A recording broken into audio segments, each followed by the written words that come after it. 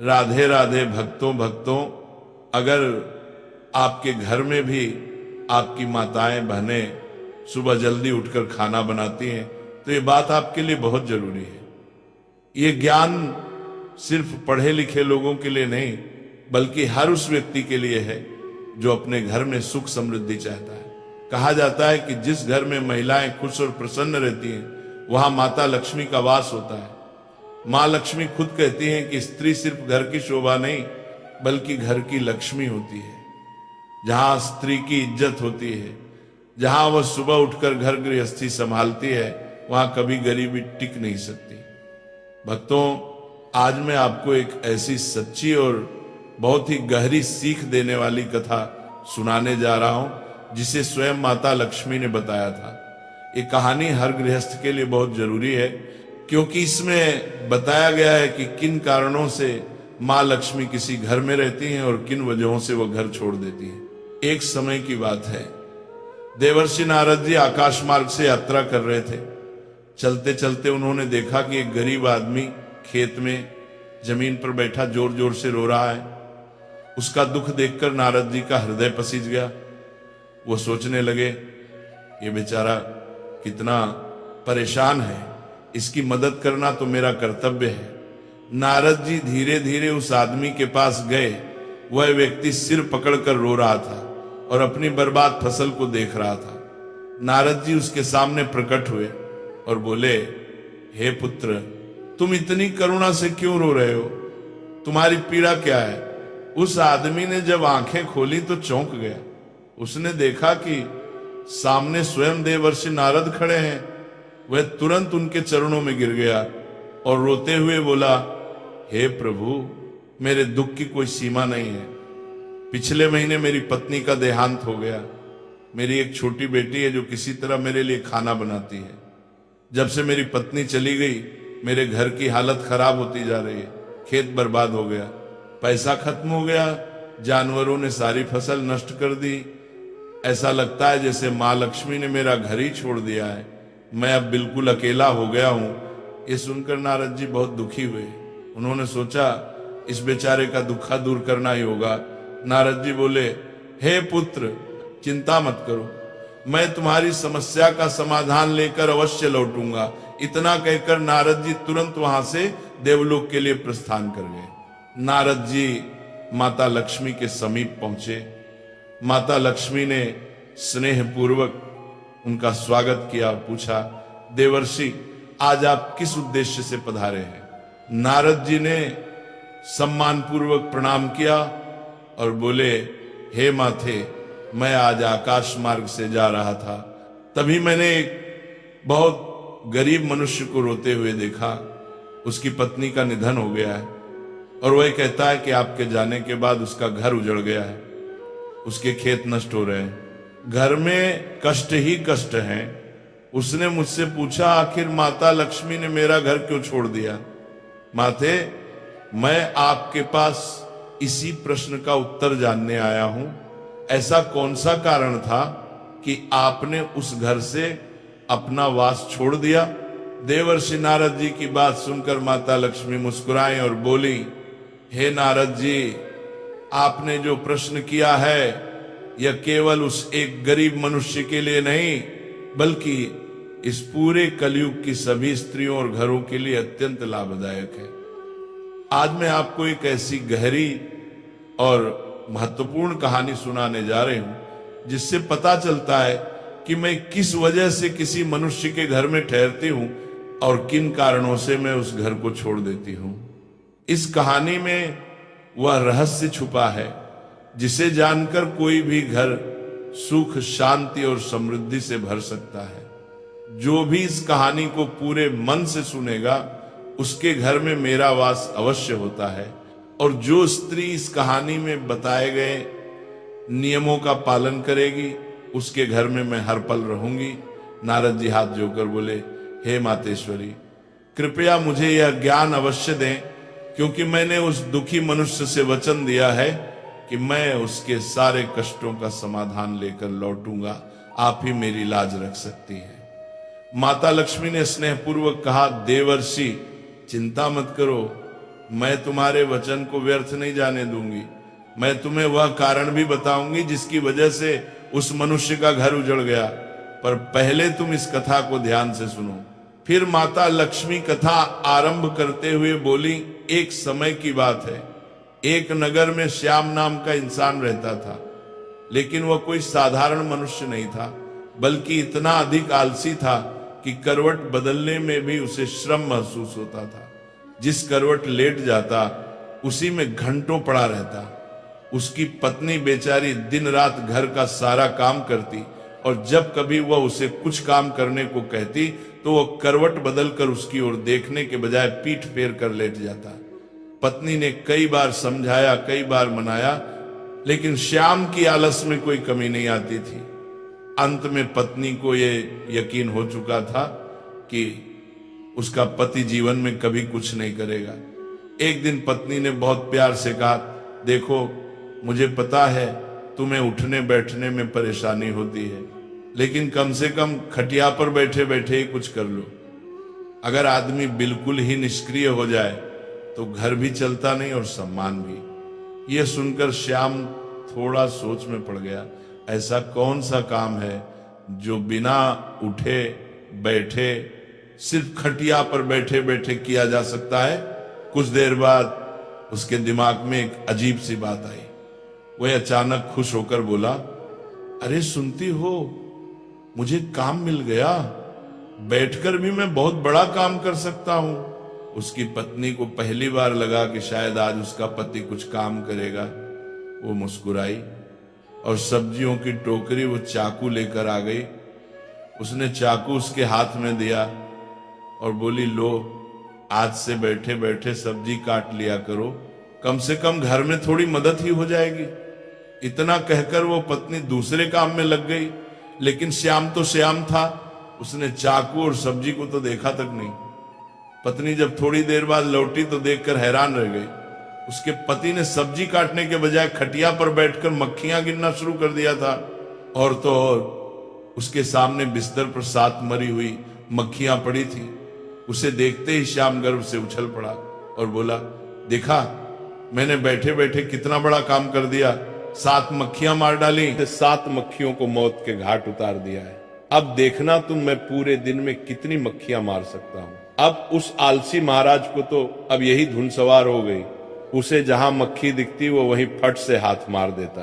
कई बार तो अपनी ही गर्दन पर इतनी जोर से हाथ जमाया कि उसकी गर्दन टेढ़ी हो गई। कई बार पत्नी की नाक तोड़ दी। मक्खी मारने के चक्कर में उसने घर के बर्तन तोड़ डाले, क्योंकि श्याम ने प्रतिज्ञा कर ली थी कि कम से कम वह 1000 मक्खियां मारकर ही दम लेगा। जल्दी ही वह दिन भी आ गया जब उसकी प्रतिज्ञा पूरी हो गई। अब उस दिन आलसी ने सारे शहर का चक्कर लगाया, कंधे पर बांस का एक मजबूत डंडा रखा और खुशी से उछलता कूदता अपनी बहादुरी का बखान करता जा रहा था और चिल्लाता जा रहा था कि आज हजारों को मौत के घाट उतार आया हूं। ये सुनकर लोग भयभीत हो गए। उन सभी को लगा कि उसने हजारों शैतानों को मौत के घाट उतार दिया है जो पास के जंगल में रहते थे। अब ये बात सारे शहर में हवा की तरह फैल गई कि उसने हजारों को मौत के घाट उतार दिया है। लोगों ने उसका नाम 1000 मारी रख दिया। आलसी महोदय जिस सड़क या गली से गुजरते थे वहीं लोगों की भीड़ उमड़ पड़ती थी। सभी उस बहादुर को देखना चाहते थे जिसने हजारों शैतानों को मौत के घाट उतारा है। धीरे धीरे 1000 मारी सारे राज्य में प्रसिद्ध हो गया। कुछ दिनों बाद उस राज्य पर एक दूसरे राजा ने अचानक हमला बोल दिया। तब इस राज्य के राजा के पास उस समय कोई अच्छा सेनापति नहीं था। उसने दूतों को आदेश दिया कि वे तुरंत सारे राज्य में घूम कर देखें और जहां भी उन्हें सेनापति के योग्य कोई युवक दिखाई दे उसे फौरन हमारे दरबार में हाजिर करें। आदेश पाते ही दूर जहां तहां शहरों में उसके सैनिक घूमने लगे। उन्हीं दिनों में 1000 मारी का नाम सर्वत्र गूंज रहा था। दूतों ने जब 1000 मारी का नाम सुना तो वे उसके घर जा पहुंचे। राजा के दूतों को अपने घर पर आया हुआ देखकर 1000 मारी भय से कांपने लगा। वह घर के अंदर एक अंधेरे कोने में दुबक कर बैठ गया। उन सभी सैनिक ने पत्नी से बातचीत करने पर मालूम हुआ कि राजा ऐसे बहादुर को अपना सेनापति बनाना चाहते हैं जिसने हजारों दैत्यों को मारा हो। इसीलिए तुम उसे जल्दी हमारे साथ भेज दो। पत्नी को लगा जैसे वो कोई सपना देख रही है। अपने पति की असलियत को जानती ही थी। किसी तरह राजा के दूत हजारमारी को अपने साथ लेकर राजा के दरबार में पहुंचे। उस लंबे तगड़े नौजवान को जब राजा ने अपने सामने खड़ा पाया तो वह मन ही मन बहुत प्रसन्न हुआ और पूछा, तुम्हारा ही नाम हजारमारी है? आलसी बोला, जी हुजूर, मुझे ही हजारमारी कहते हैं। राजा बोला, तुम्हारी बहादुरी के चर्चे हमने सुने हैं। हम चाहते हैं कि शत्रु के साथ हो रहे इस युद्ध में तुम हमारी सेना का संचालन करो। कांपते हुए हजारमारी ने राजा की आज्ञा को स्वीकार कर लिया और इस बात की सूचना अपनी पत्नी को देने के लिए घोड़े पर सवार होकर पत्नी के पास जा पहुंचा और अपनी पत्नी की राजा से द्वारा कहे गए सभी शब्दों को कह दिया। यह सुनकर पत्नी की खुशी का ठिकाना ना रहा। उसने सोचा, हजारमारी सेनापति तो बन गया है, परंतु वह शत्रु की सेना का मुकाबला कैसे करेगा? कहीं यह डरपोक आदमी युद्ध के मैदान में घोड़े से उतरकर भाग आया तो राजा इसे जीवित नहीं छोड़ेंगे। उसने एक मजबूत रस्सी से हजारमारी को घोड़े से बांधना शुरू किया। हजारमारी ने पूछा, ये क्या कर रहे हो? हजारमारी की पत्नी ने जवाब दिया कि मैं आपको घोड़े के साथ बांध रही हूं। तब हजारमारी ने पूछा कि ऐसा किस लिए कर रही हो? तब पत्नी ने जवाब दिया कि मैं आपको घोड़े से इसलिए बांध रही हूं कि कहीं आप लड़ाई के लिए उतावले होकर घोड़े से कूदना पड़े और आप पैदल ही न लड़ने लगे। अब पत्नी के इतना कहने के बाद हजारमारी फिर से राजा के महल में चल दिया। वापस लौटने पर भरे दरबार में जब लोगों ने हजारमारी को घोड़े से बंधा हुआ पाया तो उनका उत्साह और भी बढ़ गया। उन्होंने सोचा, ऐसा वीर सेनापति दूसरा और कौन हो सकता है? तब सेना युद्ध के लिए तैयार थी। राजा की आज्ञा पाते ही हजारमारी के नेतृत्व में वे युद्ध भूमि की ओर चल पड़े। शत्रु की सेना को जब मालूम हुआ कि एक बड़ी फौज के साथ हजारमारी मुकाबला करने चल पड़ा है तो उनके योद्धाओं का मनोबल टूट गया, क्योंकि उन्होंने सुन रखा था कि हजारमारी अकेला ही हजारों को मार गिराता है। ये नाम सुनते ही बड़े बड़े योद्धाओं के होश उड़ गए। उन्हें साक्षात अपनी मृत्यु नजर आने लगी। उधर हजारमारी की सेना का उत्साह आसमान को छू रहा था। मैदान में पहुंचते ही वे शत्रु की सेना पर टूट पड़े। दोनों सेनाओं के बीच घमासान युद्ध होते देख हजारमारी अपने घोड़े के साथ एक घने जंगल में जाकर छिप गया, किंतु उसकी सेना ने शत्रुओं को दम न लेने दिया। वो शत्रु का मुकाबला करती हुई उसे खदेड़ ले गई और अपने राज्य से निकाल बाहर कर दिया।